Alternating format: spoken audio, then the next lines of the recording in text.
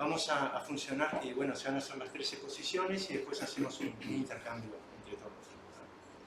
Así que comenzamos con Alberto. Bueno, yo primero quiero agradecer a UDEP, a la comisión directiva, a la comisión científica, a Germán por darnos este lugar, y siento un enorme placer por estar con estos dos amigos en esta mesa. El trabajo se titula Jana Luch, un giro en psicoanálisis. Podría sonar pretencioso situar el pasaje de ciertos momentos de los trabajos de Alush como un cambio, una ruptura en el movimiento psicoanalítico. No se me ocurre pensarlo de otra manera. Vamos a trabajar también, además de lo que sencillamente puedo yo aportar, dos buenos trabajos referidos a la posición de Alush sobre el duelo. Si me permiten, otro de los giros en ciertas concepciones en psicoanálisis sobre esa experiencia humana. Hablar de erótica del duelo no es algo que se pueda dejar pasar por alto. El camino tiene otro rumbo, intento balbucear algunos pasos bastante en borrador sobre este cambio. Para ello voy a dejar marcados algunos momentos que van surgiendo en la revista Litoral y en algunos artículos y seminarios impartidos por Alush. Les voy a proponer seguir una cierta línea de tiempo, marcar 2 o 3 momentos que para mí fueron especiales. En el seminario La ética del psicoanálisis, Lacan, hablando del amor, se pregunta ¿por qué la investigación psicoanalítica no impulsó las cosas más lejos de lo que debemos llamar, hablando estrictamente, una erótica? En el seminario de la angustia, en la sesión el 14 de enero del 62, va a mencionar, refiriéndose a la experiencia analítica: no desarrollo ante ustedes una psicogénesis directa, sino una praxis que amerita un nombre: erotología. Es la constatación de que el psicoanálisis deviene erótica, no es para nada ajeno al erotismo y su experiencia está marcada a partir de esa unión entre eros y el logos que hace el psicoanálisis una experiencia única.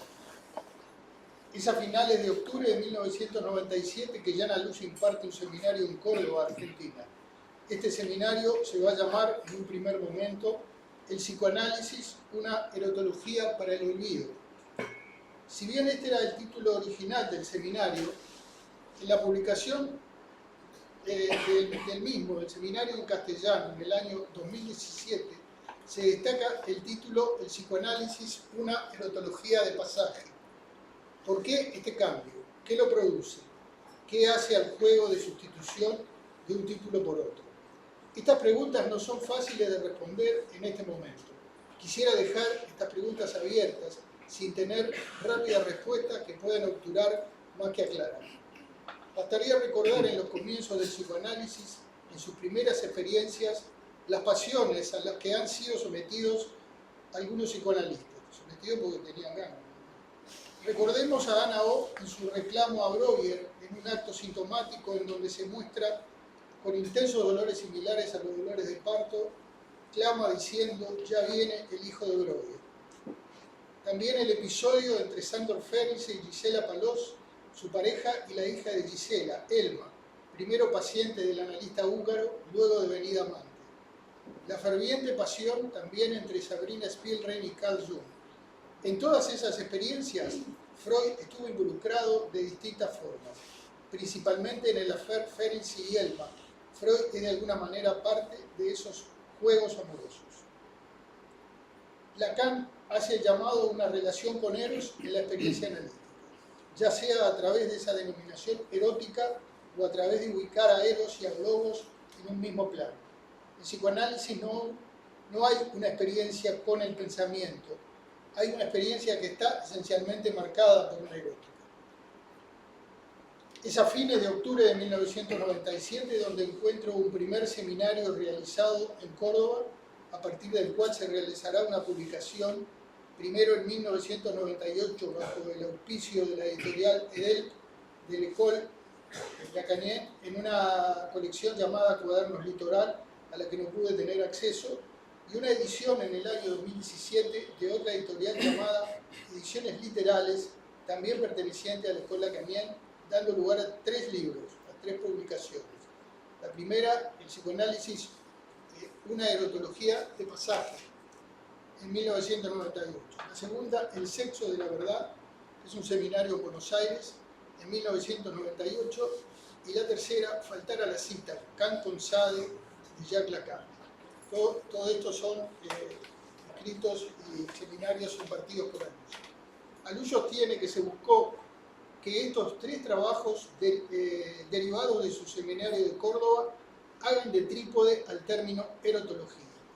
Allí plantea que mencionar al análisis como una erotología de pasaje no tiene nada nuevo, teniendo en cuenta lo ya visto en las experiencias de esos primeros analistas, incluyendo a Freud, y aquellos que se juega de carnal y que Freud califica de excitación sexual. Realiza Alús una interesante conexión entre el affaire Ferenczi con la novela Relaciones peligrosas de Pierre Cordelot de Laclau. En el año 2017, en la publicación en castellano mencionada del primer tomo, es decir, El psicoanálisis, una erotología de pasaje, ubicadas como palabras preliminares a la nueva edición en castellano, Alús va a afirmar algunas cosas muy intensas respecto a lo que califica como un olvido de la experiencia carnal, erótica y práctica analítica. A partir de esta mención es que ubico una forma de posición en el a posteriori sobre el papel que jugó ese seminario de Córdoba para los desarrollos en relación al involucramiento que piensa dar a esa erotología, a esa condición esencial de los desarrollos doctrinarios del psicoanálisis. Alús califica este olvido como una negligencia, y lo más llamativo, lo que produce un efecto en quien lo lee, es que esa negligencia no se percibe más que a partir de Stonewall, el 28 de junio de 1969, que es la lucha del movimiento gay contra la policía en la localidad de Nueva York. Quiero destacar firmemente este desplazamiento, quizás un salto cualitativo de importantes dimensiones. Es cierto que esta introducción al libro 1 se escribe en 2017, pero a posteriori Alús marca un hito, un cerramiento que fue ignorado por el campo freudiano. No solo eso, se incluye a sí mismo en ese olvido de aquellos acontecimientos históricos. Va a decir verdad, yo participaba de esa sordera. Esa posición política, para ser justos con Alús, yo no tengo conocimiento que algunos hubiesen dado este paso en el llamado campo freudiano. No me refiero a una posición política que permitiera a los analistas gay organizarse o dar cuenta de esta posición erótica a los efectos de no ser discriminados por las instituciones analíticas. Tal como lo señala Rudinesco, Lacan nunca discriminó en los análisis a quienes se situaban en este lugar o tenían esta posición sexual. Sin embargo, más allá de las relativizaciones, tanto de Freud como de Lacan, esto no se reflejó en la producción teórica ni de Freud, ni de Lacan, ni de Klein, ni de Bion. Solamente fue Jean Alús quien produce un cambio esencial de pensar a partir de ciertas circunstancias como la idea de erotología y erótica, una nueva manera de leer y producir el psicoanálisis. El mismo Alús marca como inicio de ese cambio el año 1998.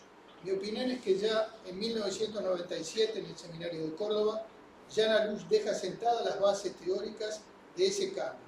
A su vez destaco su escrito en la revista Brevi, dirigida por su colega Mayet Vitar, Acoger los gays al Lesbian Studies, publicado en 1998. También sucede que se comienza a editar por la editorial Epel una serie de libros llamados una colección llamada Los grandes clásicos de la erotología moderna. Yo creo que aún hoy no hay muchos psicoanalistas, provengan de donde provengan, que estén interesados en revisar profundamente sus supuestos, a los efectos de trabajar en psicoanálisis y en sus desarrollos teóricos. Cambiar el paradigma sobre la teoría sexual con la cual se ha trabajado desde los orígenes del psicoanálisis, tanto de Freud y sus seguidores, o de Lacan y sus seguidores, o más bien gran parte del lacanismo, es una tarea que dista mucho de poder ser realizada. Es que trabajar a fondo esa episteme de lo sexual supone también trabajar también un buen número de conceptos y premisas que se sostienen bajo ese paradigma sobre la sexualidad, postulada por Freud y también por Lacan.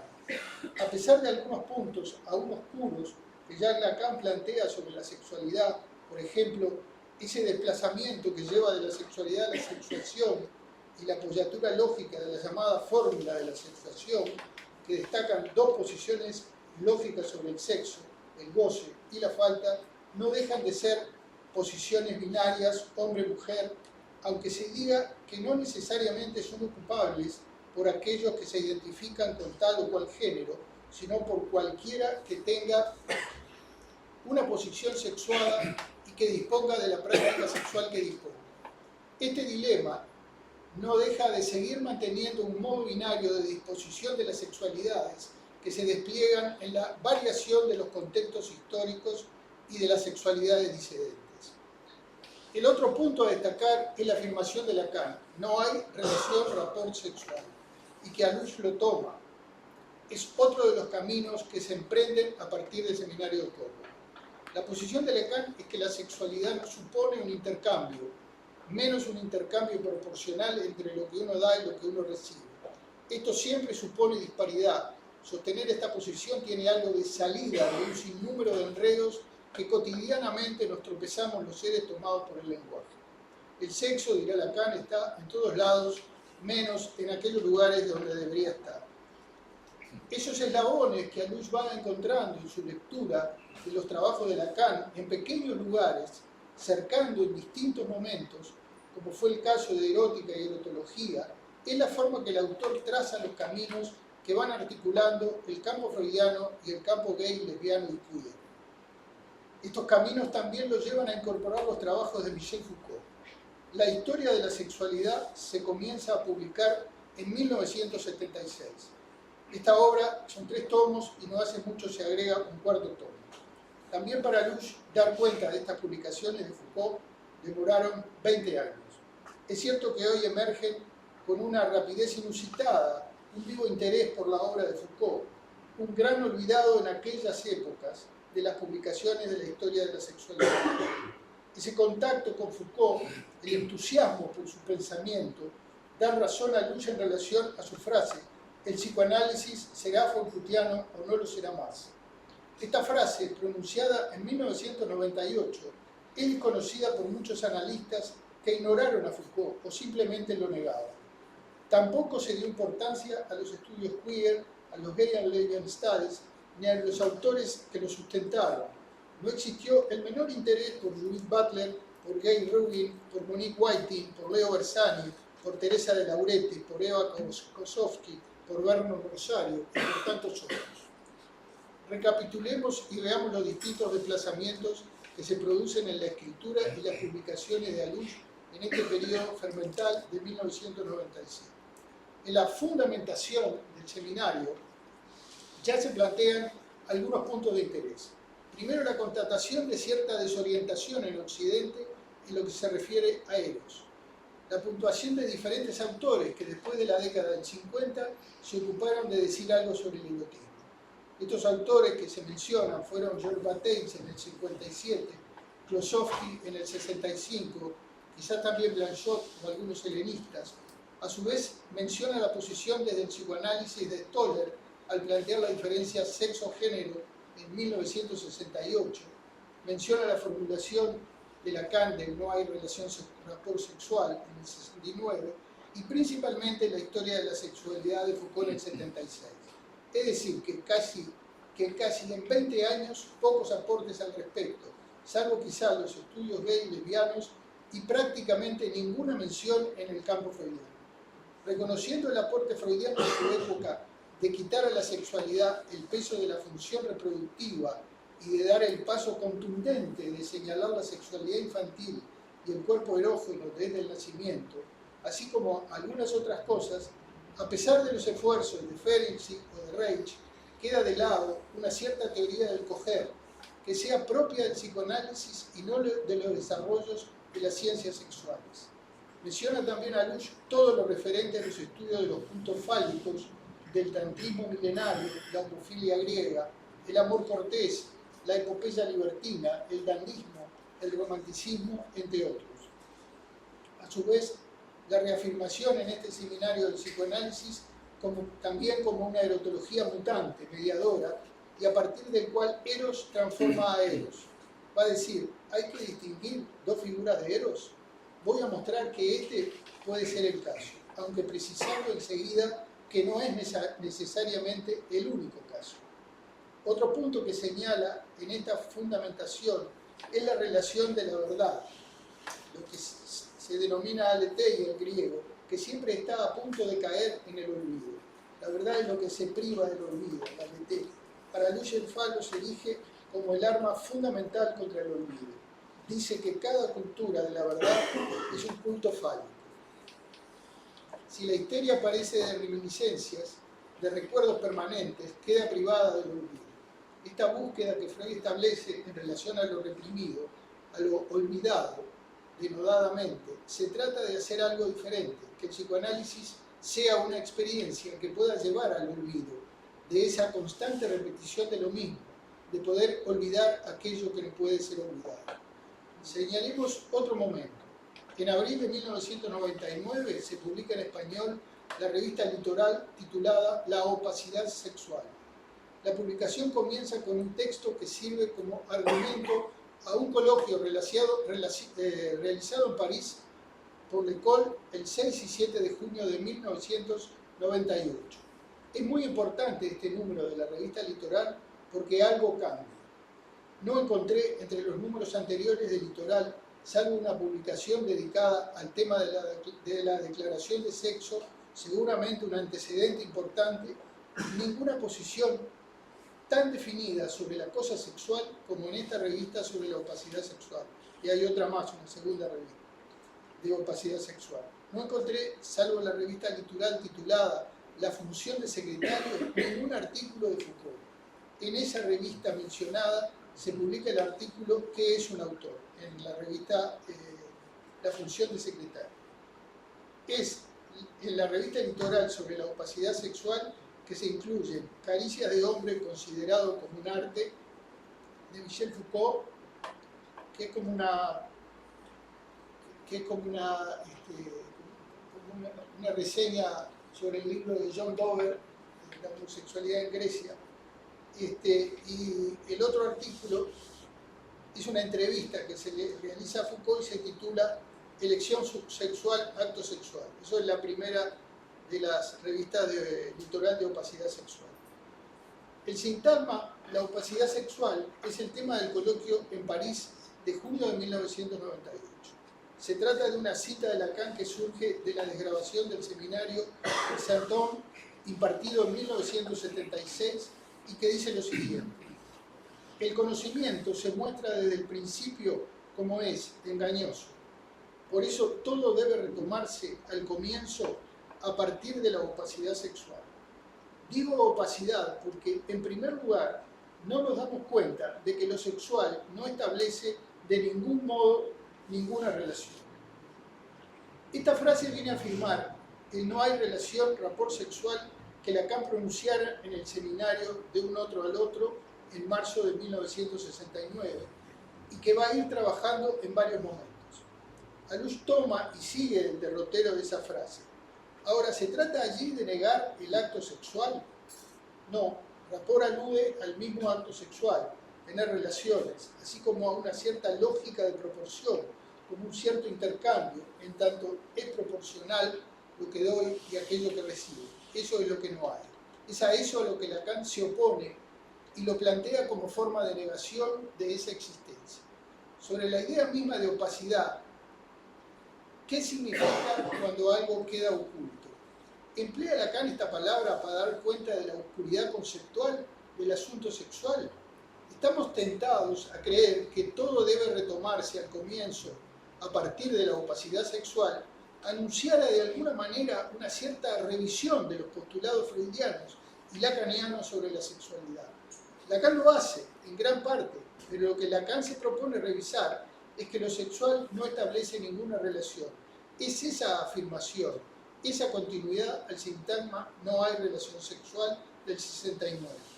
Convengamos que Lacan produce un gran avance con la no relación y las fórmulas que Alush toma y trabaja, pero a pesar de esos esfuerzos de Lacan de operar de otra manera con la cosa sexual, no se sale de cierta lógica binaria, de cierto atrapamiento hombre-mujer, de la cuestión del falo, de la cuestión del padre freudiano. No surgen otras posibilidades en relación a la erótica sexual. Más allá que Alush retoma estos postulados, creo que este giro que produce en estos años sí van a dar sentido al comenzar de nuevo, al retomar desde el principio la cuestión sexual. Me parece que es Alush quien va a seguir ese camino de revisión, de desmontaje que necesariamente se tendrá que producir en el campo freudiano. Esa trayectoria nos proporciona cierta base para desarmar las premisas epistémicas con las que se construyó la sexualidad y el psicoanálisis del siglo XIX.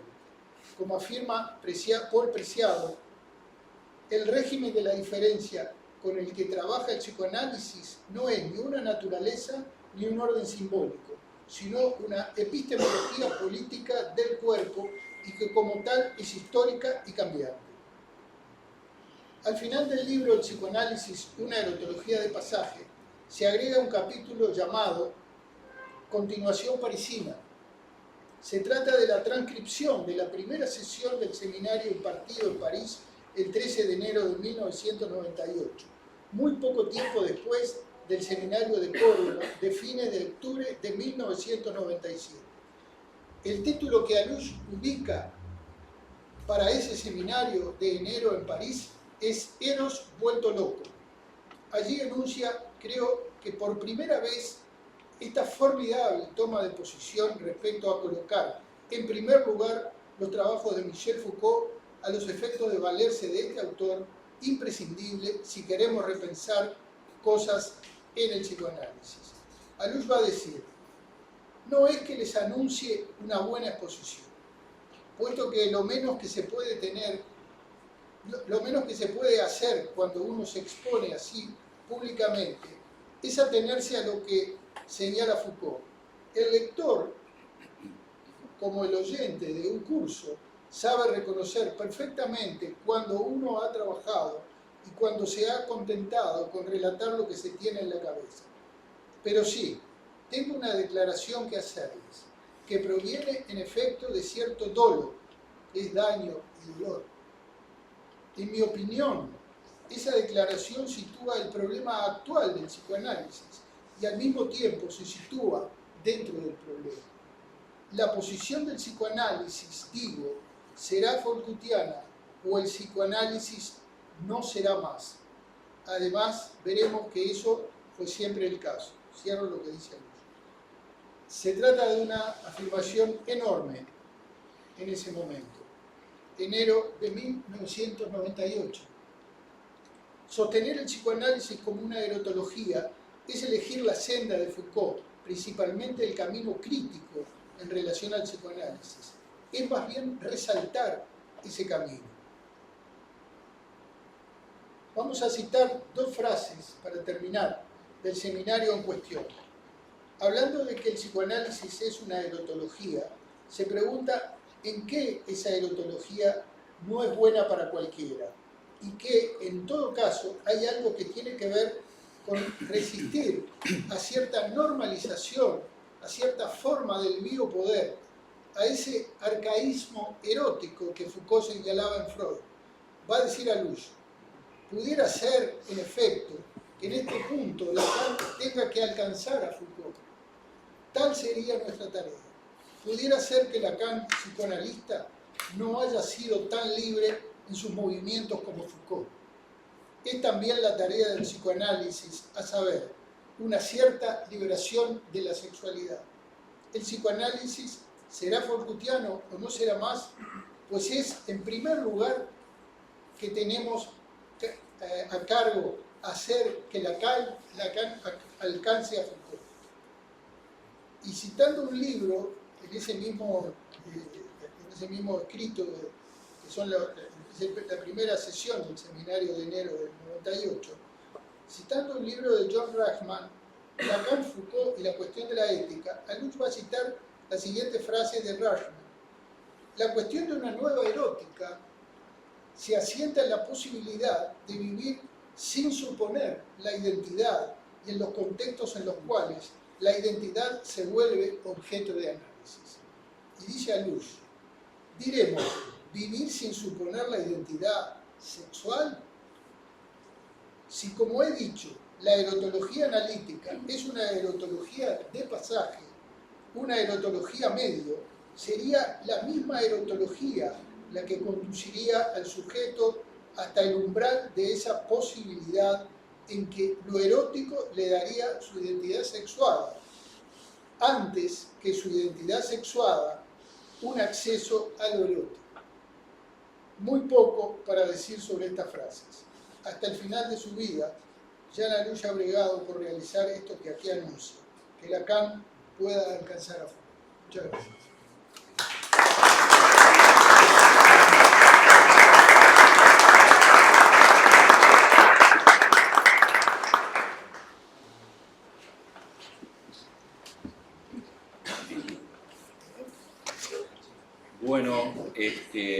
Bueno, buenas noches para todos, todas, todes.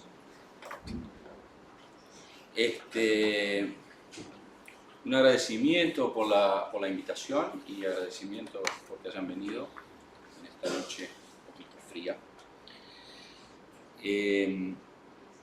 Bien, cuando yo recibí la invitación para participar de esta actividad, me pareció, dadas las circunstancias, cuando digo dadas las circunstancias, la muerte de Jean Alush, que había algo que me empujaba a volver a pasar por el libro sobre el duelo. Y a partir de esa lectura, escribir un texto al cual le llamé El duelo y otros desvíos. Primer desvío. Con la Hilda llegamos en el bus esa última Pascua cuando mi Gladys se nos iba. Y le pedí a la chinita de Andacoyo por mi amiga enferma. Pero parece que la Virgen no me escuchó. Estaba sorda con tanto tambor y matracas que sonaban en el pueblo día y noche. La Virgen se hizo la lesa mirando a la multitud desde tan arriba. Y aunque por los parlantes de la catedral la voz retumbona de un cura nombraba a Gladys pidiendo por su salud, la Virgen estaba más preocupada de las comparsas de los cabros chicos disfrazados brincando en el polvo. La Virgen entera decorada no me escuchó por el tamboreo de los miles de peregrinos que llegan a Andacoyo cada año pidiéndole tantas cosas, tantos favores. Algún pinochetista se persigna con agua bendita arrepintiéndose de su pasado. Detrás de una columna, una actriz de teleserie se cubre la silicona, pidiéndole a María que le ayude a conseguir el papel en esa película. Hay un guiño que a veces nos regala la certeza tan extraña de no saber dónde está el muerto, si es que se ha ido, si sigue entre nosotros. De hecho, sigue entre nosotros en la medida que no muere en nuestras palabras. Y es el guiño de quien escribe estos recuerdos que se ubica en un tiempo anterior a la muerte. ¿No sabe acaso de la muerte de su amiga? La realidad de la que tanto saben y opinan algunos, sí, ¿no le ha demostrado tras ingentes pruebas que su amiga está muerta? ¿Qué querrá decir toda la ironía, toda la rabia incluso, o el desdén de ese que vive entre los muertos, con los muertos, contra los muertos? Segundo desvío. Este será otro 11 sin mi Gladys floreando de claveles rojos la mañana de septiembre. Será otro 11 con el Partido Comunista tomando tecito con el enemigo. Será otro 11 con Miguel en Palacio ahorrando palabras con una muda oración.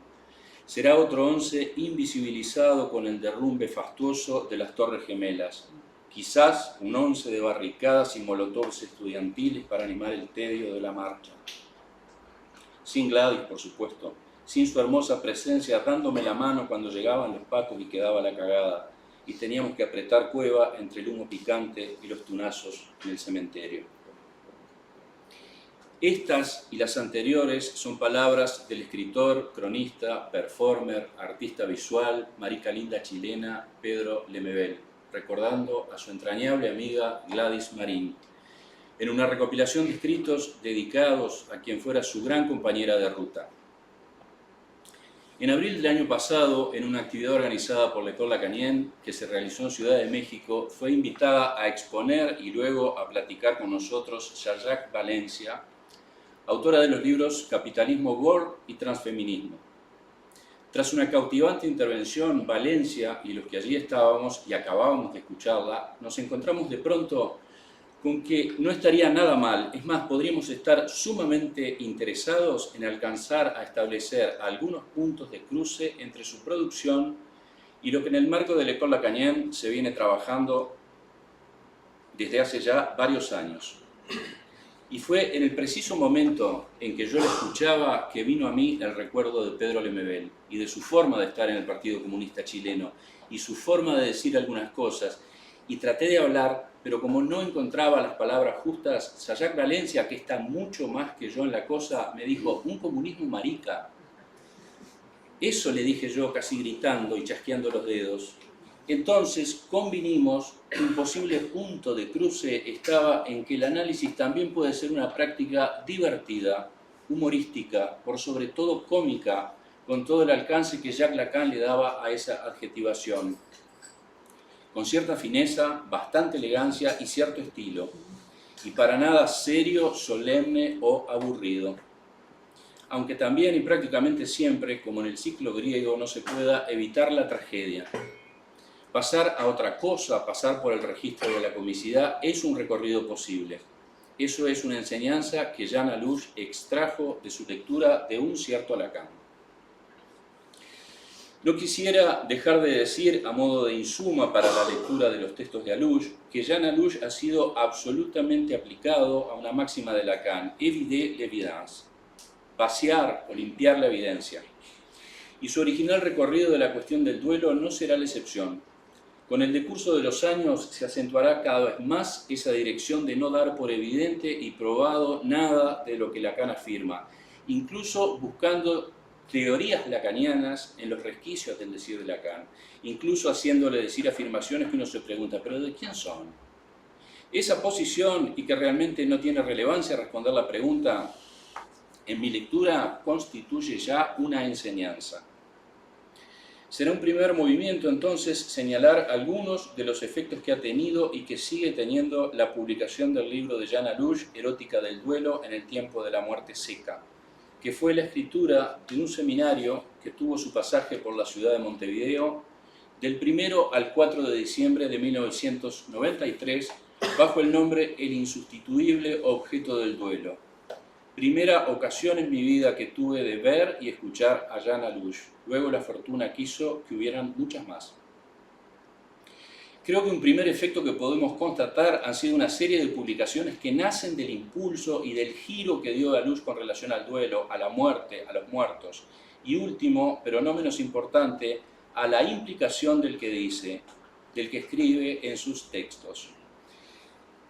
Sin dejar de mencionar que en l'École Lacanienne constituyó un verdadero acontecimiento y dio fruto a una cantidad considerable de trabajos de sus miembros, más adelante surgirán otros textos que están en directa conexión con el de Alouche.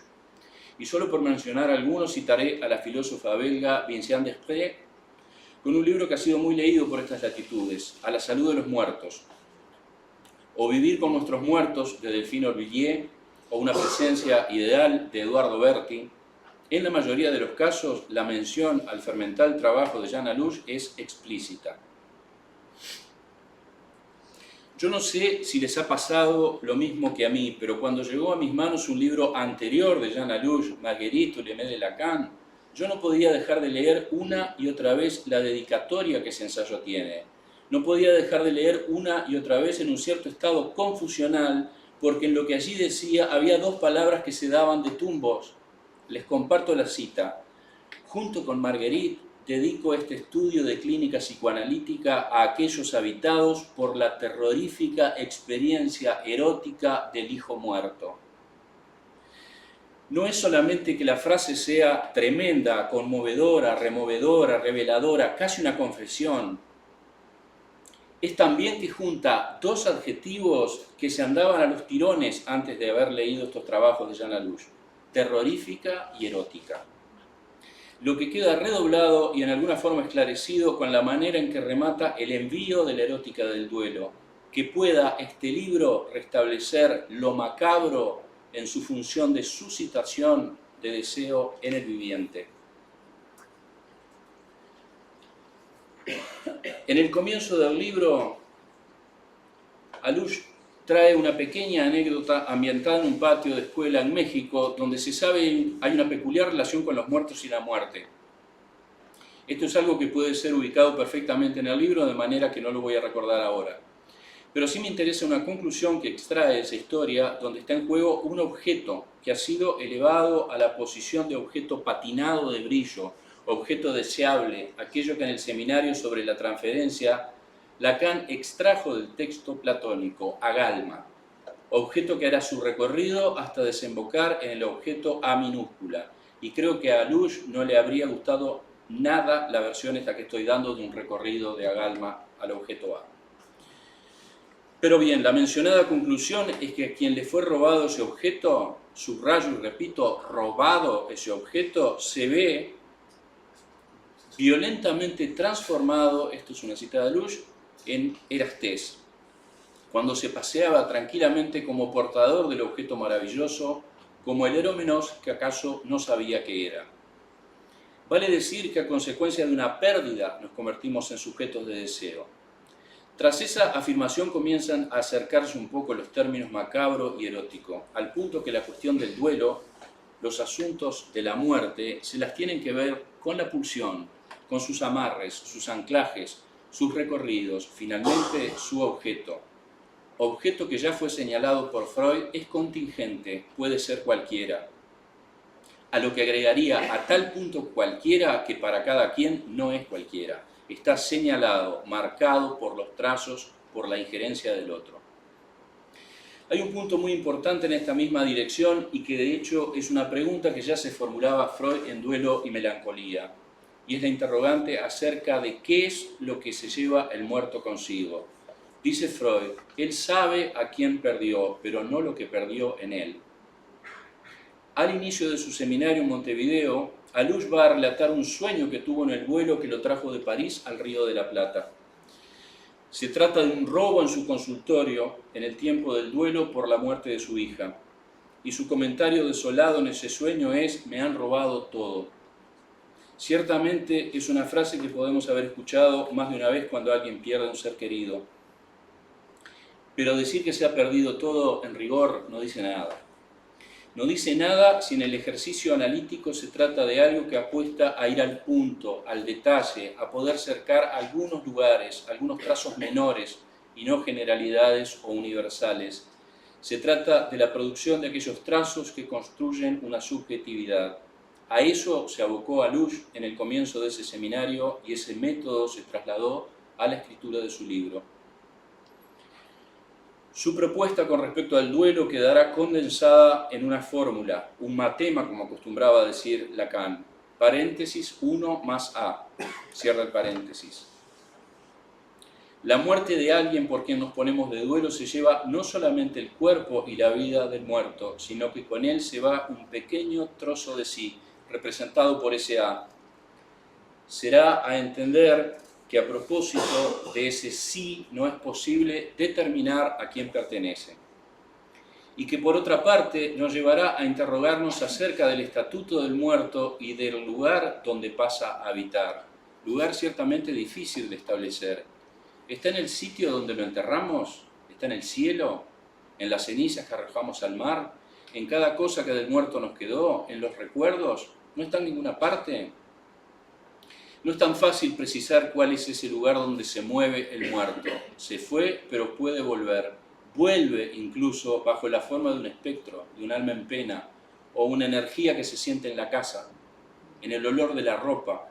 Puede sorprendernos en una pesadilla, en un recuerdo que persigue, incluso en una alucinación, un falso reconocimiento, en una carta que llega tarde, o que aparece olvidada en un cajón, en un audio que quedó durmiendo olvidado en WhatsApp. Seguramente algunas de las palabras utilizadas en el párrafo anterior los harán pensar en la locura. Y efectivamente, Alush afirmará, por haber debido admitir que un hijo muerto constituía lo medular de la locura, entre varios que incluía la de Marguerite Anzieu, la Aimée de la tesis de Jacques Lacan, esa locura había sido de parte a parte un duelo. La intempestiva declaración según la cual ella no había hecho su duelo se me presentó en toda su obscenidad. Justamente ese duelo ella lo hacía en su locura. Probablemente saben que la despatologización ha sido uno de los vectores que ha orientado, que ha marcado una dirección en l'école lacanienne. Vale decir que desde esta postura se cuestionan y entiendo quedan caídos, caducados, pares tales como salud y enfermedad. Es decir, que no se trata de patologías ni de enfermedades mentales con lo que uno tiene que vérselas. Muchos años después del libro sobre el duelo y en una intervención que Jan Alush realizó en Estrasburgo y que tradujimos con Daniel Moreira para la revista Ñácate, retomará la conocida frase de Pascal: los hombres están tan necesariamente locos que sería otra forma de locura no estar para nada loco.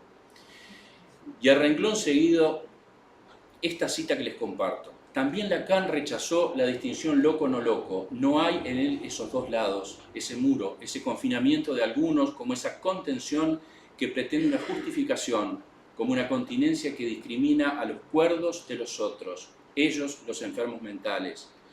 No hay en Freud, en Foucault, en Lacan y algunos otros, nosotros y ellos. Erótica del duelo también recoge algunas enseñanzas que vienen del campo de la literatura, desde Hamlet, príncipe de Dinamarca, de William Shakespeare, porque la teoría lacaniana del duelo es extraída justamente de la lectura que de esa tragedia hace Lacan, fundamentalmente en su seminario sobre el deseo y su interpretación. La otra pata de esta casuística será un par de relatos de Kenzaburo Oe. No voy a extenderme en los detalles de cada una de esas lecturas, por demás interesante, porque es un trabajo que llevaría un tiempo considerable y de hecho en eso estamos con algunos con quienes mantengo un diálogo tan tenso como fecundo. Ambos adjetivos implican elogios. Para mí es importante mantener una tensión en lo que uno hace. De otra manera, las cuerdas del instrumento no producirían ningún sonido. Lo que sí quiero subrayar es que hay locura en esos duelos, como no podría ser de otra manera, y aunque pueda sonar contradictorio, eso para mí hace rodar las categorías de duelo normal y patológico, categoría demasiado estadísticas para el gusto de uno, con la certeza de que eso tira por el caño toda subjetividad.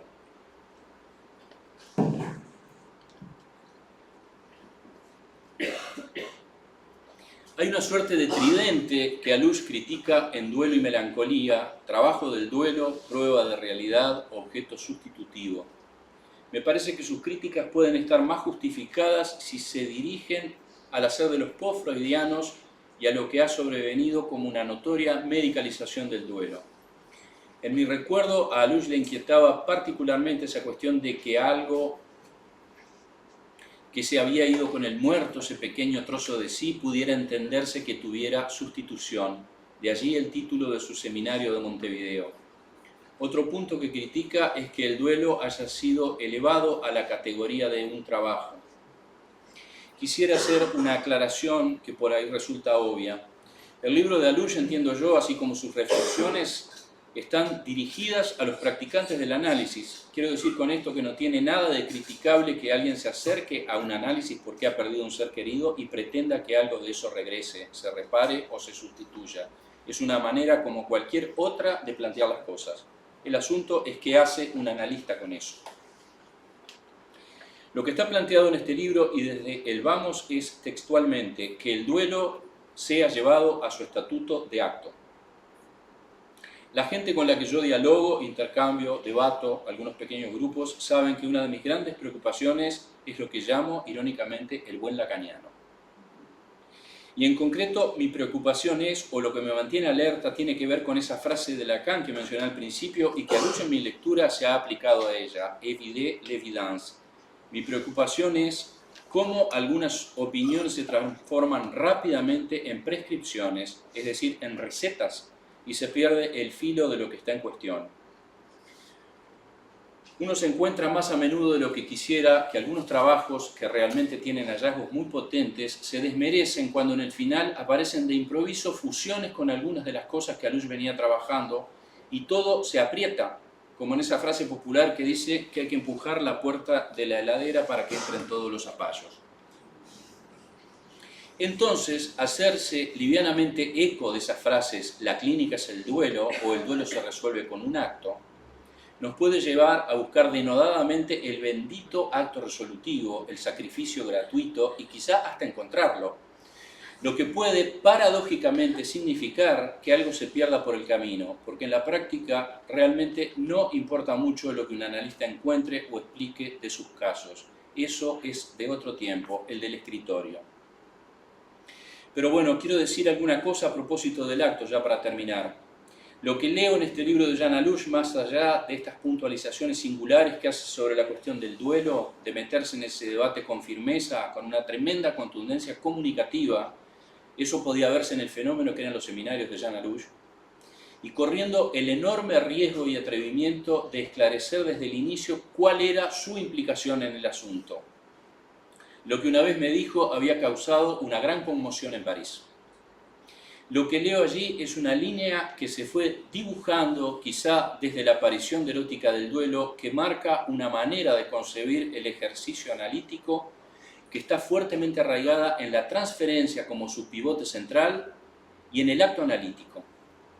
El análisis, tal como lo entiende Alush, es una práctica en acto y no un ejercicio del pensamiento que podría resumirse en aquello de que el analista es donde no piensa y donde piensa no es.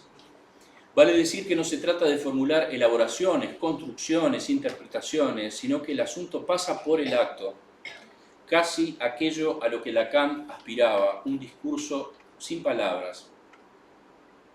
En ese sentido, se puede acordar que el acto es resolutivo. ¿Resolutivo de qué? De un cierto impasse. Hay una definición que Lacan plantea más o menos aisladamente, y a eso me refiero con los resquicios de su enseñanza, en su seminario sobre la angustia y en la ética, según lo decía Alberto, y que Jan Alush retomará a mediados de los años 90 afirmando que el psicoanálisis es una erotología de pasaje. No puedo detenerme en todos los detalles de esa formulación, pero solo diré que si la práctica analítica se trata de una tensión entre eros y logos, podemos intuir que se trataría de un ejercicio que permita o que por lo menos no obstaculice la posibilidad de que Eros se ponga a jugar y que en todo caso no se trata de hacer que el logos comande a Eros, sino de poner en movimiento eso que del Eros habita en todo logos. Se me ocurre que la palabra trabalenguas no está nada mal para decir algo de lo que quiero decir. Ahora sí, para finalmente terminar, estaría tentado de repetir las tantas veces citadas palabras de Freud, las que rezan que lo que él no nos pudo decir se lo preguntemos a los poetas. O incluso las de Jan Alush, nuestro homenajeado de hoy, que hace algunos años ya, creo que fue la última vez que estuvo en Montevideo, conversando con un estudiante, le dijo que para el análisis no había más camino que recurrir a la literatura. Entonces voy a terminar desviándome nuevamente con Pedro Lemebel. A un año de tu partida, los recuerdos se me cruzan en el aire como pájaros ciegos, como alondras expatriadas. Las imágenes no pueden recuperar el color lejano de tu abandono. No sé qué decir, pero lo que sí sé es que tú me entiendes. Porque aún no despierto, aún no resucito desde aquella noche cruel en que te fuiste, niña mía. Desde entonces no tiene mucho que decir este corazón atolondrado que no se convence cuando le digo que nunca más reiremos juntas, nunca más lloraremos juntas, nunca más marcharemos juntas, nunca más pelearemos juntas. Hace un siglo que te fuiste y cada noche dejamos la puerta abierta por si quisieras regresar. Todo lo que no hicimos se quedó en ese florido balcón esperándonos. Gracias.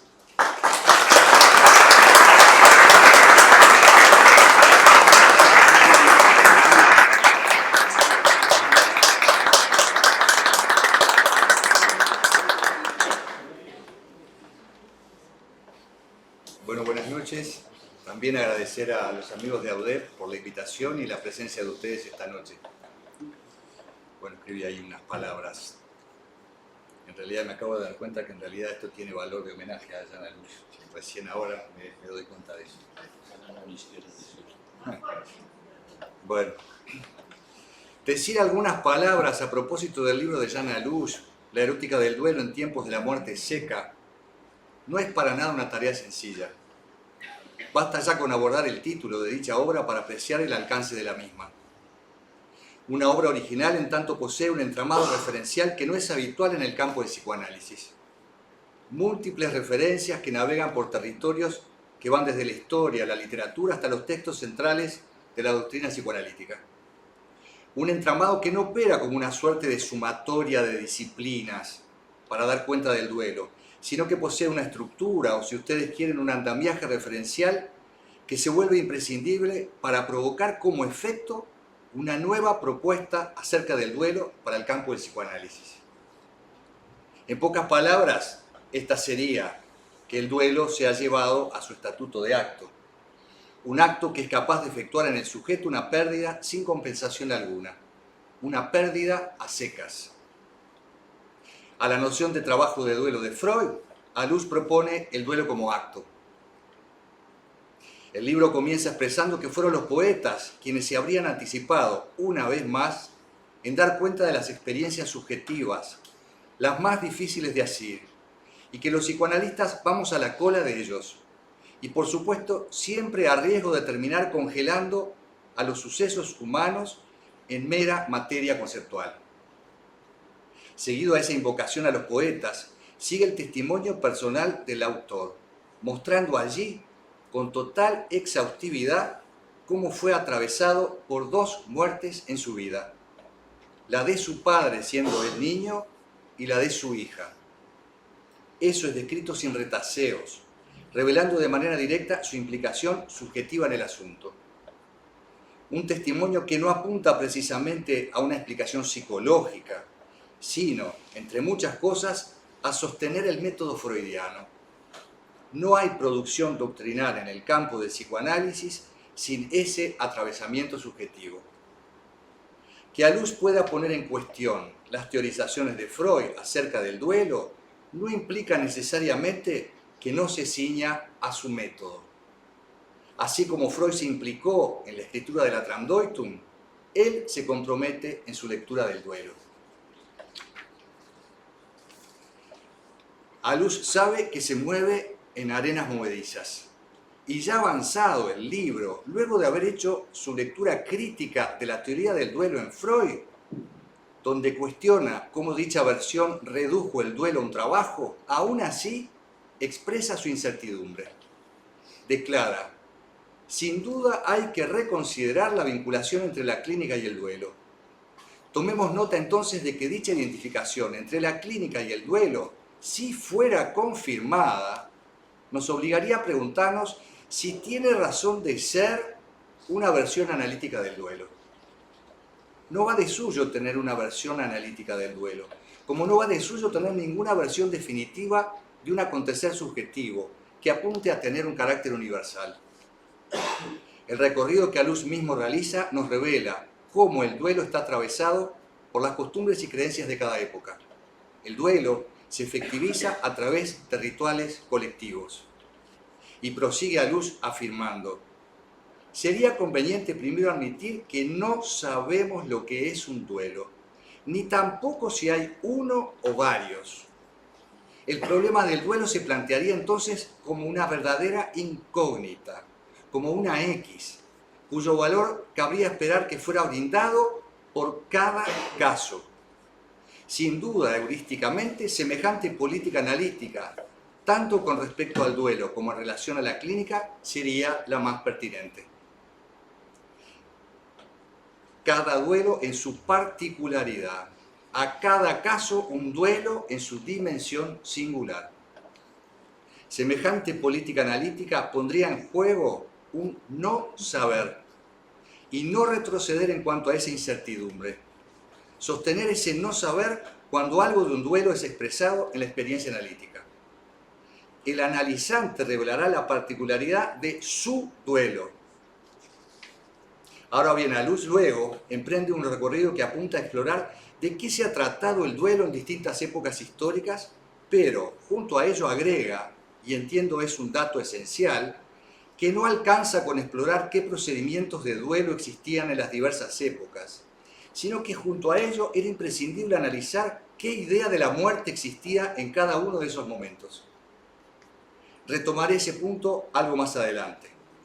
Entonces, darle cabida a esta exploración histórica no es una mera acumulación de saber o una pretensión de erudición, sino precisamente todo lo contrario.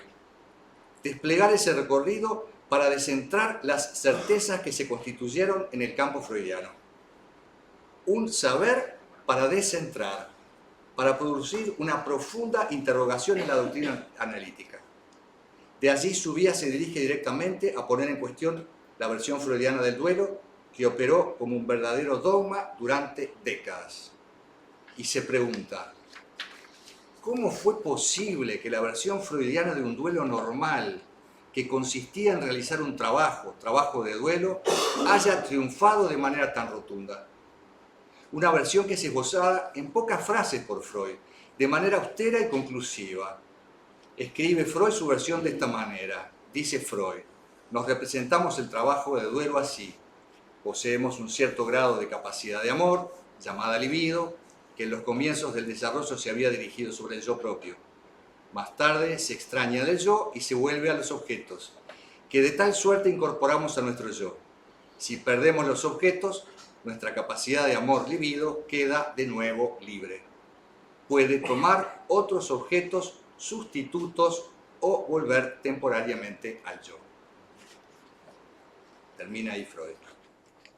Concebir que el objeto perdido es sustituible conduce a Luja a reformular la cuestión de manera radical. No es posible que el objeto sea sustituido. El objeto es perdido definitivamente, una pérdida a secas. Alous siguió el entramado que hizo posible la propuesta freudiana, tanto en la lógica interna que estaba en juego en sus escritos, como en las prácticas discursivas que atravesaban dicha propuesta. Sin decirlo explícitamente, Alous realiza un abordaje genealógico a la manera de Foucault. Los textos emergen en ciertas circunstancias epocales. Retoman prácticas discursivas que van más allá de la invención individual. Y hacer ese recorrido permite interrogar la práctica analítica en la actualidad. El duelo en su versión freudiana continúa teniendo actualidad en los tiempos del biopoder. Realizar el duelo de forma limpia, rápida, eficaz. Los médicos llevan a duelo y melancolía como su estandarte. Los Doctor of Grief proveen sus servicios funerarios y su Grief Therapy. Presenciamos ya desde hace un buen tiempo la medicalización de la muerte. Todo está previsto para realizar un funeral breve, económico, la seguridad de ubicar al muerto en un lugar apacible para la eternidad. Una posible genealogía Foucaultiana siempre se inicia desde una pregunta del presente. El texto freudiano desde sus inicios recorrió distintos periplos geográficos como temporales, brindando una solución a la cuestión del duelo. Pero es con el advenimiento de la medicalización que dicha versión proveyó una salida funcional a las complicaciones de la muerte. La función sí al servicio de la medicina. Llegado a este punto de delimitación de la propuesta lusiana, quisiera entonces tomar apenas dos puntos que quedaron esbozados en la erótica del duelo y que entiendo el autor del libro nos instiga a seguir profundizando. El primero de ellos tiene que ver con el momento histórico en donde se produce la escritura de Duelo y Melancolía. Dicha obra fue escrita en 1915. La Primera Guerra Mundial había comenzado recientemente. Quizás aún no se apreciaban los efectos devastadores que provocaría dicha guerra. Pero era claro que la experiencia bélica marcaba un punto de quiebre con la idea de la muerte como un efecto natural. Duelo y Melancolía no parece tocado en absoluto por dicha conflagración mundial. La preocupación de Freud estaba centrada solamente en dar cuenta de la dinámica de la melancolía y de allí poner al duelo como elemento comparativo respecto a la dolencia psíquica. El duelo allí remite a una muerte que apenas es un conflicto dado de manera absolutamente individual. Alous retoma las palabras del destacado sociólogo Geoffrey Gorer, quien expresa que Freud inauguró, cito a Gorer, una tendencia a escribir como si la persona de duelo estuviera completamente sola, sin otra preocupación en la vida que acostumbrarse a su aflicción y a elaborar su duelo.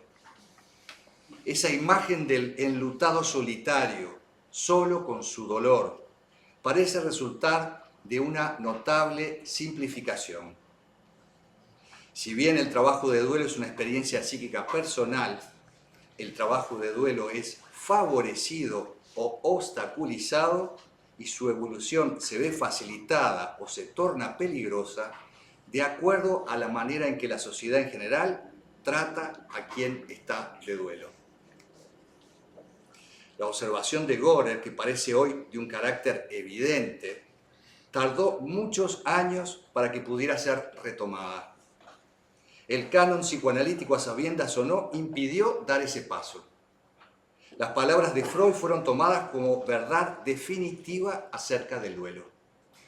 Lo que efectivizó, nos dice Alous, el gran peso que cayó sobre los hombros del que está de duelo. Y luego, afirma Alous, los freudianos se sorprenden de que los duelos sean interminables, como si no hubieran contribuido a ello en gran medida, habiendo convertido la práctica analítica en una pura reverberación de la palabra. Hoy se hace posible vislumbrar que el duelo no se realiza de manera solipsista. El sujeto está inmerso en un campo social y dependerá del modo en cómo cada cultura aborda la experiencia de la muerte que permitirá o no que la labor de duelo se realice.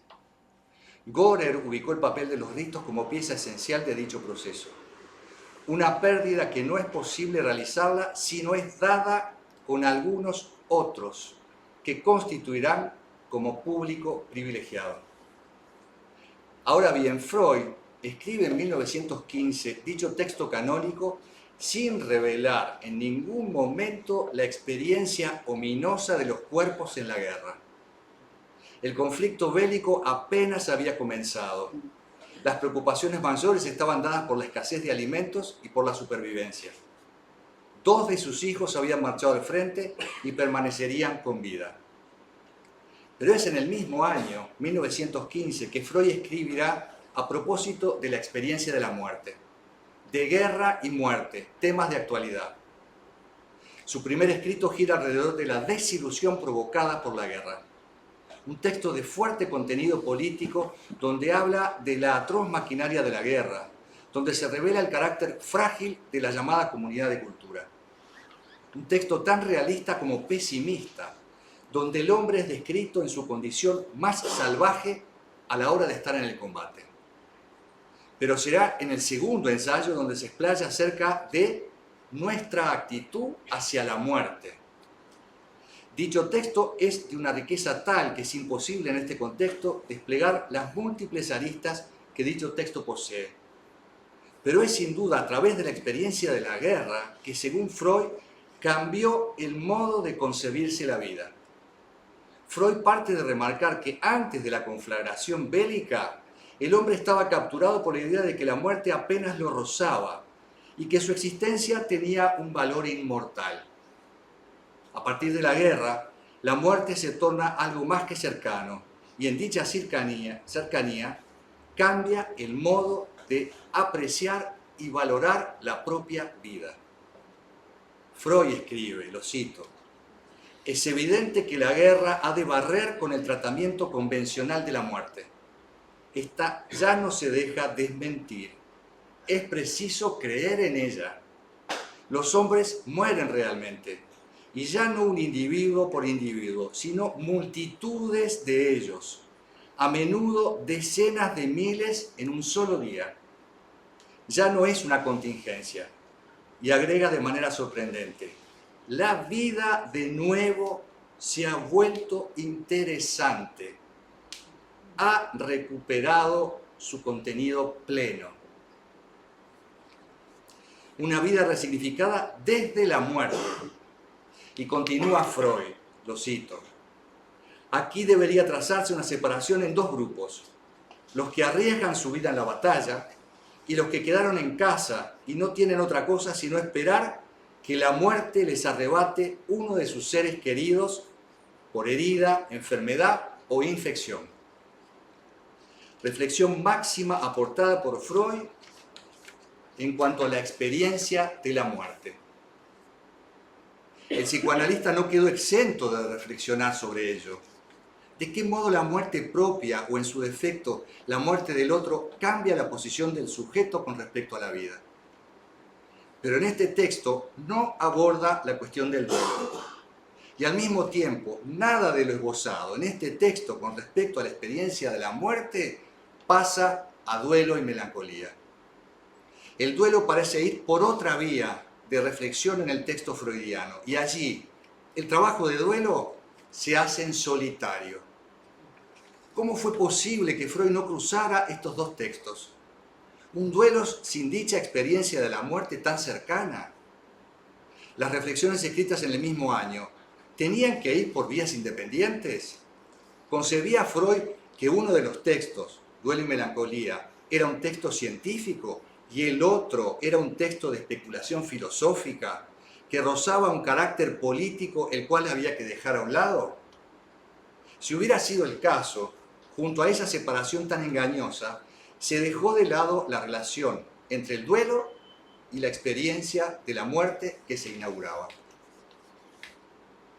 Pero podríamos decir que en el texto sobre la transitoriedad del mismo año, muerte y duelo, se juntan, que así se consustanciaría dicha problemática. En dicho texto, Freud inventa un relato de carácter literario, donde imagina un diálogo entre el psicoanalista, un amigo taciturno y un joven poeta acerca de la caducidad de las cosas bellas de la naturaleza. Y en un tono predominantemente optimista, Freud enfatiza que la caducidad de las cosas bellas aumenta el valor que poseen las bellezas, que la restricción en la posibilidad de goce torna a las cosas mucho más apreciables. Y en una reflexión que apunta a un cuestionamiento por el desencanto que tienen sus amigos en cuanto a esa propuesta, Freud afirma que el juicio de los mismos está nublado por una suerte de revuelta anímica contra el duelo, y allí mismo vuelve a reafirmar aún más concisamente la definición del duelo expresada en Duelo y Melancolía. Freud describe las pérdidas que tuvo la civilización con la guerra de un modo bien lejano al de Guerra y Muerte. El tono es optimista, casi ajeno a la crudeza con que relató el estado de salvajismo en el que se torna el humano luego de tal conflagración. Freud, optimista, escribe: cuando el duelo acaba de renunciar a todo lo perdido, se ha devorado también a sí mismo, y entonces nuestra libido queda de nuevo libre para, si todavía somos jóvenes y capaces de vida, sustituirnos los objetos perdidos por otros nuevos que sean en lo posible tanto o más apreciables. Alous llama a esta teoría delirio de reemplazo. Si este fuera el caso, entonces, la experiencia de la muerte en la guerra no parece haber marcado tal punto de giro como sí fue descrito en De Guerra y Muerte. De todos modos, entiendo que habrá que esperar las teorizaciones sobre las neurosis de guerra y el texto más allá del principio del placer, luego de finalizada la guerra, para advertir los movimientos de Freud respecto a la guerra y sus efectos. Allí Freud una vez más parece dar cuenta de los estragos del belicismo y su texto no posee ningún carácter optimista. Quizás en esos textos la cuestión del duelo es reemplazada por la cuestión del trauma. Y en ese sentido Alous se pregunta si no hubiera sido una vía interesante a explorar la relación entre duelo y trauma. Aún así, más allá o más acá de Freud, Alous, siguiendo a Geoffrey Gorer, afirmará que el caso paradigmático del duelo ya no es actualmente, como en la época en que Freud escribía la Traumdeutung, el de la muerte del padre, sino la muerte del Hijo.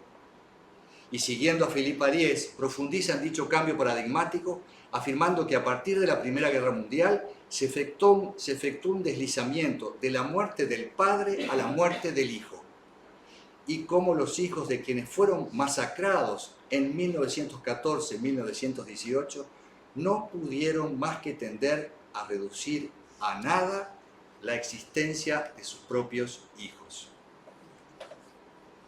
El segundo punto que quisiera abordar tiene que ver con el título del libro en cuestión, Erótica del duelo en tiempos de la muerte seca.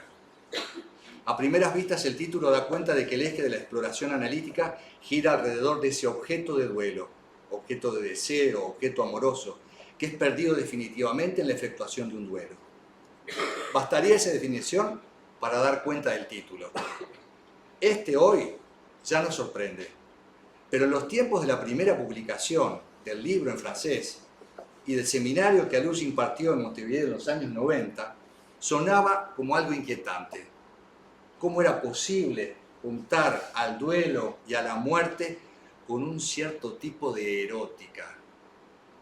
Ya Alús ya había escrito una dedicatoria a su libro Marguerite ou l'aimée de Lacan, donde expresaba: con Marguerite dedico este estudio de clínica psicoanalítica a los habitados por la espantosa experiencia erótica del hijo muerto.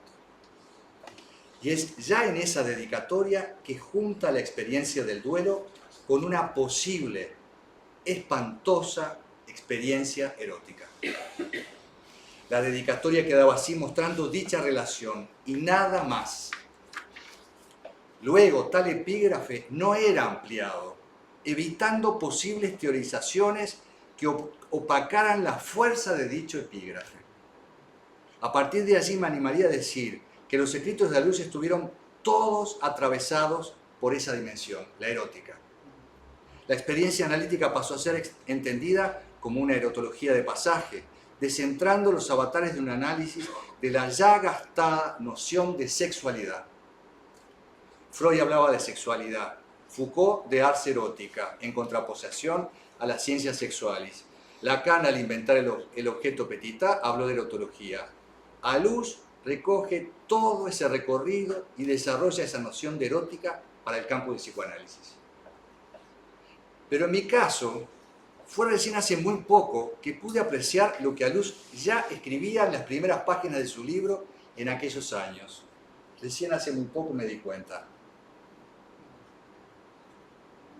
Imposible que en aquel entonces pudiera apreciar la fuerza de esta propuesta. En las primeras páginas del libro escribe: así le corresponde hoy al análisis, si es cierto que con Lacan supo delimitar el alcance subjetivante del objeto petita como objeto radicalmente perdido, elevar lo real a la dignidad de lo macabro. O donde Cluny en el siglo XI destaca lo macabro para disuadir del comercio sexual, empleando la necrofilia contra el deseo. Y en ese sentido había escrito: considerar lo que se oculta en las narices, en la garganta, en el vientre, suciedades por todas partes. Nosotros, a quienes repugna incluso tocar con el dedo el vómito o el estiércol, ¿cómo podemos desear estrechar en nuestros brazos el saco mismo de excrementos? De ese modo, para Alús, en el campo del psicoanálisis, la cosa se invierte y se trataría precisamente de elevar lo real a la dignidad de lo macabro. Y agrega que es sabido que las épocas macabras fueron dichosas, ricas en goces de la vida, entre aquellos mismos que cultivaban lo macabro. El análisis aísla el objeto pequeño a. La literatura está llena de ejemplos de esa relación con lo macabro. Alcanza con hacer referencia solamente a una de las obras mayores de la literatura victoriana de estirpe gótico. Me refiero a la novela de Emily Brontë, Cumbres borrascosas, Wuthering Heights, obra maestra si las hay, de la cual Georges Bataille declaró que era una de las novelas cumbres de la literatura del mal, llevándolo a declarar que el erotismo es la aprobación de la vida hasta en la muerte. Novela negra y un romanticismo diabólico, cumbres borrascosas, historia de pasiones, muertes y aparecidos. La novela relata la tórrida relación de Catherine y Heathcliff. Ella, hija del dueño de la finca Wuthering Heights, y Heathcliff, hijo adoptivo, que es traído a la finca por el padre de Catherine para ser de sirviente. La infancia de ambos transcurre en los pantanos que rodean la finca, donde los dos personajes se unen de una manera intensa desde el comienzo. Entre ellos se teje una relación algo ajena a las reglas humanas, cercana al reino animal. Llegada la juventud viven un amor salvaje que no llega a consumarse. Luego Catherine se casa con un hombre de civilización, de un rango social más alto, aún no estando enamorado de él, y sí del propio Heathcliff. A su vez Heathcliff parte de la finca y vuelve muchos años después, luego de haber hecho fortuna. Catherine, casada con Edgar Linton, tiene una hija a la que llamará también Catherine, pero la madre muere al otro día de dar a luz. El historiador Philippe Ariès destaca en particular un episodio de este relato de fantasmas. Es el momento en que Catherine es enterrada, no en la iglesia, sino en el cementerio de su finca. Y Ariès cita el texto mismo. Dice, estoy citando Wuthering Heights: Heathcliff está desesperado. El día de su entierro nevaba. Por la noche fui al cementerio, habla Heathcliff. Estaba desierto, solo y consciente de que solo 2 yardas de tierra recién abierta me separaban de ella. Me dije, todavía la tendré una vez más en mis brazos. Si ya está fría, me diré que el viento del norte la ha helado. Si está animada, creeré que se ha dormido. Entonces tomé una azada en el cobertizo y comencé a cavar con todas mis fuerzas, hasta que apareció el ataúd. Continué el trabajo con las manos. La madera comenzaba a resquebrajarse alrededor de los clavos. Estaba a punto de alcanzar mi objetivo cuando me pareció oír un suspiro procedente de lo alto, del lado del ataúd. También hubo otra señal cerca de mi oído. Me pareció sentir un aliento cálido en lugar del viento de lluvia. Sabía que allí no había nada vivo, de carne ni de sangre. Pero tan cierto como la presencia de un cuerpo en la oscuridad, incluso si no se le ve, sentía que Catherine estaba allí. No debajo de mí, en el ataúd, sino sobre la tierra. Un sentimiento de alivio invadió entonces todo mi cuerpo. Abandoné mi trabajo de agonía y me sentí consolado, con un consuelo indecible. Ella estaba conmigo. Permaneció conmigo mientras yo volvía a llenar la tumba y regresé a la casa. Estaba convencido de que volvería a verla. Pero si casi podía verla, no conseguí verla completamente. Philippe Ariès destaca que la escena es fácilmente reconocible. Está sacada de la literatura negra y sadiana. Allí el erotismo llega hasta límites macabros.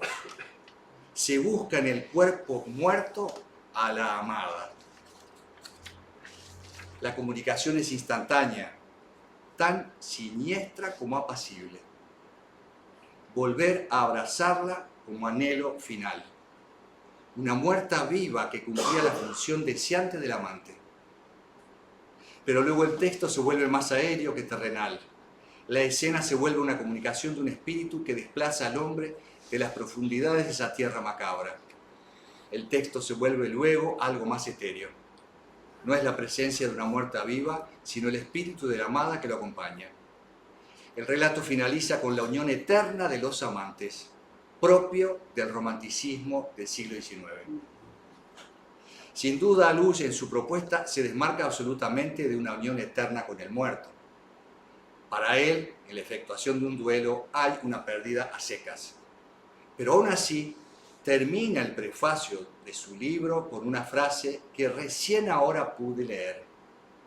Dice que este libro pueda restablecer lo macabro en su función de suscitación del deseo en quien está vivo. Gracias.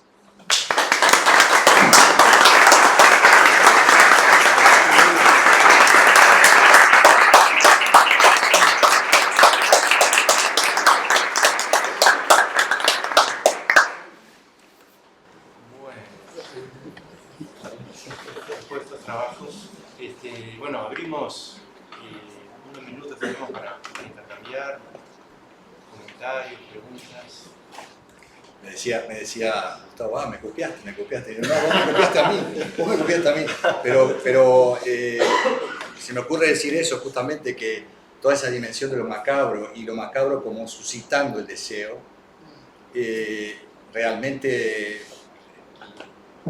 cuando fui al seminario de Luz en Montevideo y después que leí el libro mucho tiempo, hace muchos años, realmente no había caído en la cuenta de lo que estaba en juego en esa frase así aparentemente tan pequeña y tan austera. Recién ahora que con un grupo estamos leyendo nuevamente, estamos retomando la lectura de la erótica del duelo, me encontré con esa frase que realmente me conmovió enormemente y sin lugar a dudas me hizo ir a Cumbres Borrascosas de Emilio Brontë, que había leído también hacía muchos años, y que Philippe Ariès destaca el relato de la Brontë como realmente donde está jugado algo de esa dimensión.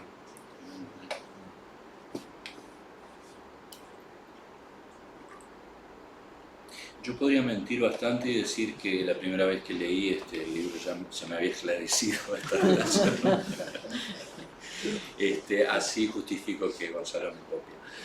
Pero no, en realidad lo que sí recuerdo es quedar totalmente una sensación rara al leer esa dedicatoria, ¿no? No sé si la podía leer cabalmente, pero sí una cosa ahí que había algo que no. Creo que los he atormentado bastante con esa dedicatoria, ¿no? A ver si a ustedes les provoca lo mismo. Sí, me parece como tremendo eso, sí, esa cosa que toca el Mujahid, realmente Además hay una dimensión que él lo dice en las primeras páginas del libro, que es que él está atravesado por dos muertes que marcaron su vida, ¿no? Así que allí también se resignifica esa frase, ¿no? Porque es una frase que también habla de su implicación subjetiva, ¿no? No es una frase teórica. No, obviamente. Sí, incluso, bueno, yo una de las cosas que me pasó y que recién hoy o ayer tratando revisando algunas citas, esa cosa que uno tiene de revisar y revisar a ver si me está diciendo alguna bobada inevitable. Seguro que sí. No, recordé que tenía una transcripción del seminario del 93 aquí en Montevideo, y nada, todavía me he estado acordando además de cosas que pasaron en ese seminario, lo que yo podía no escuchar, yo qué sé, lo que pude vivir en ese seminario. Y yo recuerdo, claro, vos decís esto del atravesamiento y de la implicancia de Lush en la cosa, yo recuerdo el enojo que tenía Lush con esto del objeto sustitutivo, era un tipo enojado realmente, que decía, yo no sé si le perdono a Freud, no le perdono, una cosa muy fuerte, sobre todo porque, o entre otras cosas, alguien que empieza relatando un sueño propio, ¿no? Que me parece una cosa que fue, sí, bueno, no sé, porque lo que pasa es que también el libro de los sueños de Freud, están los sueños de Freud, y después tenemos la versión de que no sé, de que serían de su experiencia clínica, no sé qué, y ahí bueno, me parece súper importante eso, eso que Alush planteó allí, más allá de que a uno sí le lleva efectivamente un montón de años caer en algunas cosas, que no se puede estar en esta cuestión del análisis si no es desde una cierta no, si no es desde de la manera en que uno está implicado. Eso me parece que tantos años corriendo atrás de que había una técnica y no sé qué, no sé cuánto, finalmente es algo que, bueno, que ocurre, cosas que son ocurrencias.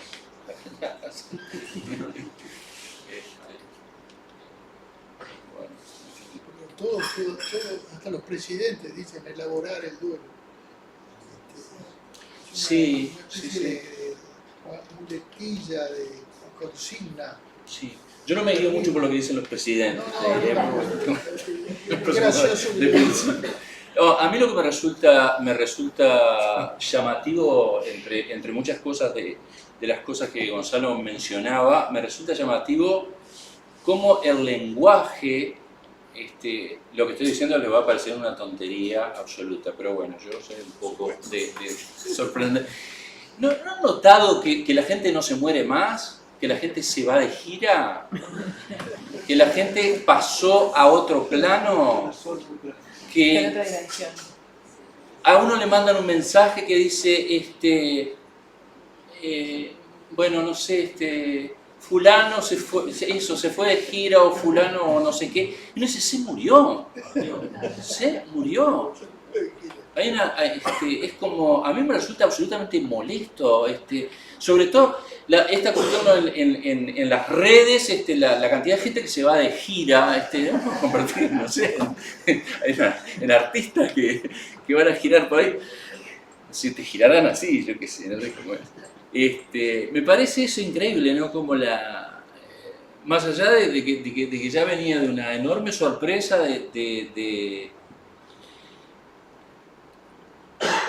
de lo oficinesco que se han vuelto los velatorios, de 8 a 10 y de 14 a 16.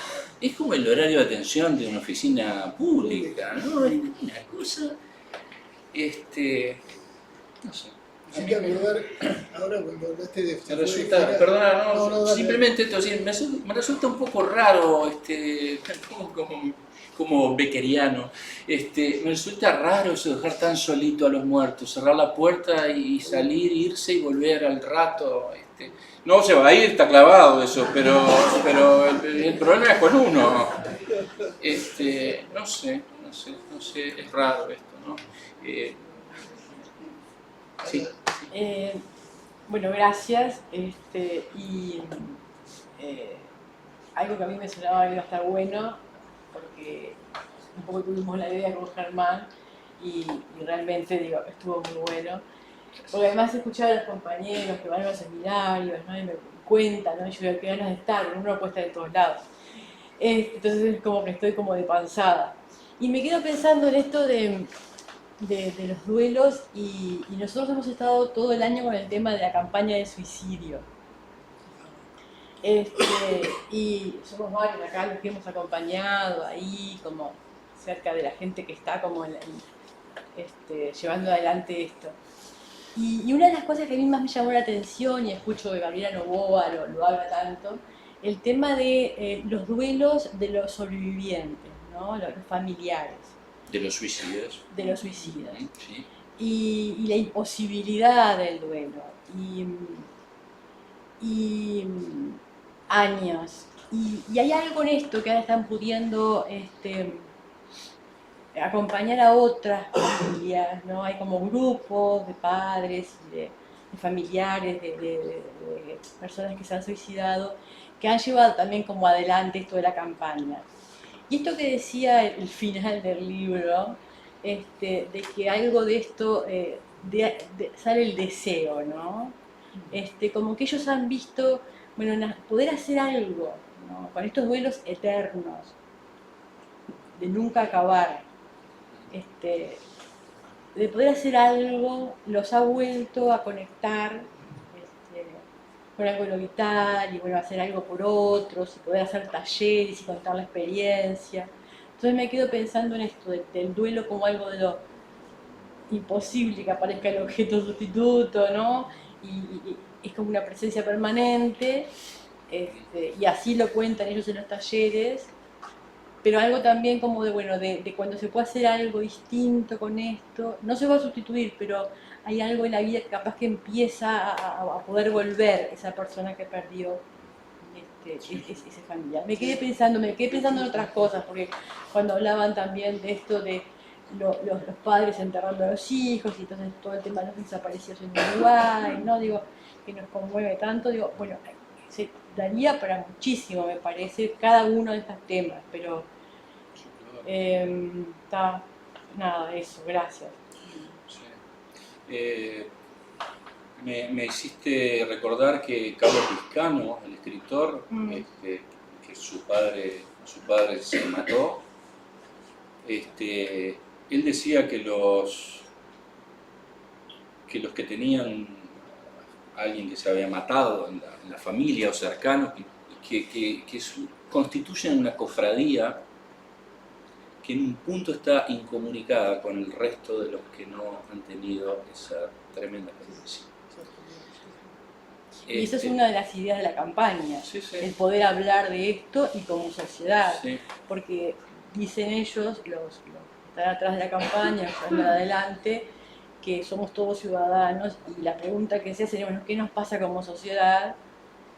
A ver, suicidios siempre ha habido, de todas maneras, a mí me parece interesante la pregunta, bueno, ¿qué nos pasa? Hay algo que, porque 2 personas, 2 uruguayos, se suicidan por día, en una población de 3,5 millones, es mucha gente, están siempre muy cerca. Entonces, esta cuestión de lo que vos decías, Gonzalo, del duelo del solitario, o el duelo, poderlo hacer como más colectivo también, y creo que capaz que eso de la campaña está permitiendo algo de eso también, ¿no? De sacarlo de algo de lo solitario a llevarlo a algo de lo colectivo, y ha estado en todos lados y ha habido como una cuestión de la gente preguntándose qué es esto. Sí. Entonces me parece Sí, como que hay una cosa que cambia, ¿no? Con esta campaña hay algo que se instala distinto. No sé qué va a pasar, pero... A mí me parece interesante esto en relación a lo que hablaban de que a veces el concepto del trabajo de duelo nutre la biopolítica y todo un ideal donde, bueno, se cuela todo un tratamiento a los duelos y se pone eso, decir, bueno, el que hace el trabajo, el que no. Y está buenísimo como han puntuado estas cosas del texto y de la erotología y lo que es a secas también, ¿no? Es decir, bueno, hay algo que es a secas, pero también hay alguna figura, a veces de lo social, que ayuda, capaz que puntual o transitoriamente, a algún oficio de acto, capaz, Sí, claro. ¿no? Singular. Oficia de acto, exactamente. A luz en el libro, si usted lo ha leído, y también en el seminario, en las cosas que ha escrito, él hace mucho énfasis que él mismo quedó impresionado de cuando lee los textos de Görer. Uno se llama Pornografía de la Muerte y el otro se llama Ni Pleurs ni Couronnes, ni lágrimas ni coronas. Pero en inglés se llama distinto. Sí. ¿No? Bueno, es esos mismos. O sea, lo que a Luz se sorprende de cómo los psicoanalistas no pudieron, son textos de los años 50, los de Görer, y cómo los psicoanalistas no pudieron ver esa dimensión, de esa dimensión social que es esencial en esa dimensión, justamente quizás no tanto para elaborar, sino que puede tener una condición de acto. Y que no es a solas, eso que hoy nos parece tan que rompe los ojos. Cuánto el psicoanálisis dejó, como lo dice a Luz, los psicoanalistas dejaron al que estaba en duelo encerrado en su duelo y hablando y reverberando sobre ese duelo. Algo que se perdió, dice a Luz, se perdió en los tiempos de la historia cuando la muerte y el duelo era algo colectivo, que era necesaria una dimensión colectiva para que algo se efectivizara. Y entonces, La muerte de Van Illich. cuentan la muerte del hijo al caballo, ¿no? Que me parece también otra cosa a destacar, Gonzalo, con esto que vos decís, que también eso del duelo a solas también tiene una idea está también sostenido por una idea de lo intrapsíquico, de como que uno vive en un mundo donde no hay otros, que sería, uno tendría que arreglárselas con su psiquismo. Exacto. Eso es muy, muy extraño. Eso lo alimentó el psicoanálisis. Totalmente. Eso lo alimentó el psicoanálisis, sin lugar a dudas. Totalmente. Sí, es que, me parece una cosa bueno, que Gore señala es la cuestión de la pérdida de los rituales, ¿no? Como hay, de alguna manera hay que construirse rituales particulares, a veces familiares, a veces no sé qué, un poco, que se vuelven un poco avergonzantes, que uno haga cierta ritualidad para arreglárselas con los que se van de gira, para arreglárselas con la muerte, ¿no? Que uno tenga que construirse cosas, bueno, en fin, no sé, pero voy a contar una cosa personal porque yo me di cuenta, puse algo de esto de WhatsApp, porque me di cuenta que de dos amigos muy queridos, no me he podido deshacer aún de los WhatsApp que me mandaron, de los audios. Les confieso que no me atreví a escucharlos, pero vi que están ahí, e indudablemente me trajo esta cuestión de que hay algo así de lo macabro que a uno lo pone en un movimiento, en fin. Quedó la voz de... Está la voz. La voz de un muerto. Sí, es la voz de un muerto, sí, que había estado allá. El DAR no había cerrado un disco con eso. ¿Acaso te está hablando un muerto, no? Tiene No, ¿Alguien? quería decir que también me parece que la escritura, ¿no? Aparece también como una forma de exorcismo, ¿no? Sí. Eso de poder como anclar algo que trascienda, ¿no? Y que capaz que hay gente que hubiera enloquecido a través de escribir y de como tratar de trascender esa situación, puede ligar algo, ¿no? O jugar a que la cosa continúa, ¿no? O sea, de ese fin inevitable. ¿No? Sí. A mí por eso me pareció, bueno, además que el libro del MBL se los recomiendo, se llama Mi amiga Gladys, léanlo porque es un libro increíble, el MBL es increíble, sigue siendo increíble. Pues realmente sí, es hacer algo, ¿sí? Hay que hacer algo, sí, claro. Damos abre una canción diciendo: no maldigas el alma que se ausenta dejando la memoria del suicida. ¿Quién sabe? No maldigas. No, están mencionando un texto el texto ese fue escrito por la madre de Darmoyan. Es a partir es una construcción a partir de algunos apuntes que dejó la madre. Que se suicidó. Exactamente, sí. Él dice eso: no maldigas el alma que se ausenta dejando la memoria del suicida. Quién sabe qué oleajes, qué tormentas lo alejaron de las playas de la vida. Ella abre una canción de música, que además tiene que ver con una experiencia casi de velatorio, ¿no? Porque hay voces y risas. A mí me pareció exquisita las presentaciones de Gustavo y Gonzalo en el sentido hoy hablábamos con Gustavo de esas pequeños detalles que tiene Alush en su escritura y cómo va acercando ciertas pequeñas cosas. Ese acompañamiento de lo del MBL en el trabajo me pareció una joyita. De alguna manera, en algunos momentos uno siente algo de poesía en la escritura de Alush. A veces puede ser abigarrada, a veces puede ser entreverada, pero también a veces hay algo de poesía en esa escritura. Y me pareció muy, muy fuerte estos señalamientos que hace Gonzalo en relación a cómo Freud se olvida de la guerra. Cómo Freud se olvida de la guerra. ¿Cómo Freud se olvida de la muerte sistemática? Es la primera muerte en la guerra del 14. Hay una novela de Marmot que se llama Lázaro, que él escribe sobre la experiencia que tienen los soldados en el frente con el gas sarín. Es decir, era una de las primeras experiencias de masificación de la muerte. Cómo hay algo de esa absoluta disparidad en una especie de teoría del duelo que tiene algo de erótico, porque Freud queda contento cuando la libido queda libre, ¿no? Y disponible para otra cosa.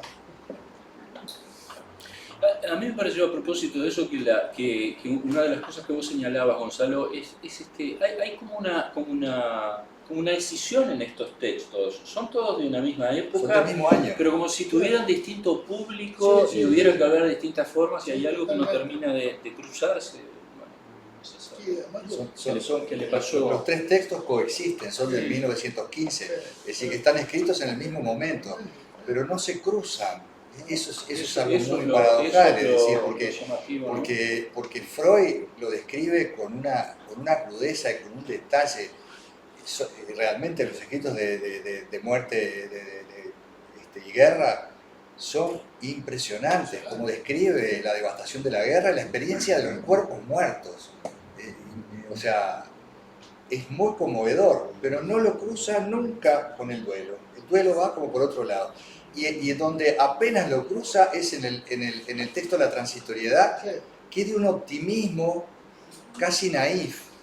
Porque decir que en el mismo tiempo que están presenciando los horrores de la guerra, se olvida de Schopenhauer, que Freud era tan pesimista, ¿no? O sea, que los textos de Freud, quizás los textos que se llaman más, entre comillas, filosóficos, tienen una influencia de Schopenhauer enorme, es decir, un pesimismo de que alcance la condición humana, de que alcance la condición salvaje de los sujetos, de los humanos. Y entonces en este texto de la transitoriedad era un texto que estaba dirigido a, creo que era la reunión, se iba a hacer una reunión de escritos en relación al homenaje a Goethe. Entonces él inventa una especie de relato, un guión, dice a luz, un guión, en pleno optimismo, como si nada pasara, ¿no? Y ahí toca duelo y experiencia de la muerte, pero de una manera ligera. Optimismo. Sí, Rubén. Bueno, voy a decir anécdotas, pero no sé si voy a explicar muy bien, pero quería decirlo. Con esto que dijeron, el tema del duelo, que es una pérdida, la parte de uno que se muere en el duelo. No fui la primera vez que el seminario de la lucha en los años 94 sobre el duelo, lo conocí muchos años después, pero tuve en los últimos momentos de la luz gente que se fue al entierro. Entonces dijeron qué pasó, algunas cosas le pregunté qué pasaba ahí en esa situación, y el momento al final de la vida, a Luz estaba enfermo, estaba en su casa, poco de morir, pocos momentos antes, vino la familia a despedirse, y un nieto que vino hace unos años a un seminario, vino a Montevideo, muy querido, le escribió la despedida. Entonces, no sé si lo leyó a Luz, la despedida, lo que iba a leer en la despedida del velorio. Entonces a Luz le dijo al nieto, dame ese papel, y se lo quitó. Es decir, al final de la vida, como un acto, si vos querés, analítico, no al comienzo del año 94, sino al final, cuando estaba muriendo, esa pasión, no solamente de la teoría, sino la pasión de la posición, del análisis, que atravesó toda la vida, lo quitó, perdió el nieto ese papel que había escrito en la despedida del velorio, y lo agarró y se murió con ese papel. Se lo llevó con él. Es decir, Se lo llevó con él. el acto, hasta el momento de morir, se le quitó una forma de, no sé, empezar un duelo al nieto. Creo que hay esto que estaba diciendo Gonzalo también, ustedes también, Gonzalo y también Gustavo,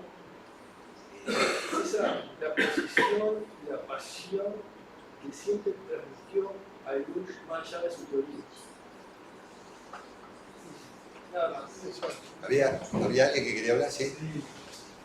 En el texto sobre la transitoriedad, inmediatamente después de presentar este líquido de reemplazo de los líquidos que haría nuevamente para sustituir el objeto, Freud creo que tambalea con honestidad. Inmediatamente dice, ahora bien, ¿por qué este deshacimiento del alivio de sus objetos habría de ser un proceso tan doloroso? No lo comprendemos. Ni por el momento podemos deducirlo de ningún supuesto. Solo vemos que el alivio se aferra a sus objetos y no quiere abandonar los perdidos, aunque el sustituto ya esté aguardando. Eso, entonces, es el duelo. ¿Le dice? Enseguida. Sí. En algún punto, no sé, me da la sensación de hablar de irreductible de esa pérdida, aunque haya un hipotético, hasta lo siento un poco burlón respecto a ese hipotético sustituto posible.